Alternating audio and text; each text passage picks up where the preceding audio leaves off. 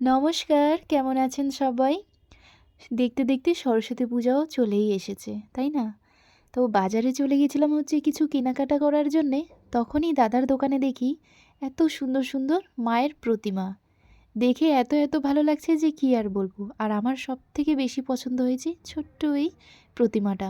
কারণ বাড়ির জন্য তো বাড়ির জন্য একটু ছোট্ট প্রতিমা নিলেই ভালো লাগে। আরও দেখেন কত সুন্দর, সুন্দর প্রতিমা আছে। আরও অনেক ঠাকুর ছিল, কিন্তু প্রত্যেকটা ঠাকুরের মুখগুলো ঢাকা ছিল। তো যাই হোক, যতটা সম্ভব হইল সেগুলো আমি আপনাদের সঙ্গে শেয়ার করলাম। তো পাশেই হচ্ছে ফলের দোকান। তো ভাবছি কিছু ফলটাও কিনে নেওয়া যাক। তো এখানে বেশ অনেক রকমেরই ফল আছে। তো যেহেতু পূজার জন্য ফল লাগবে, তো ভাবলাম এখান থেকেই ৫ রকমের ফলটা নিয়েই নিই।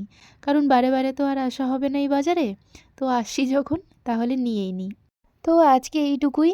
দেখা হচ্ছে আপনাদের সঙ্গে নেক্সট কোনো ভ্লগ ভিডিও রেসিপি নিয়ে। সবাই ভালো থাকবেন, সুস্থ থাকবেন।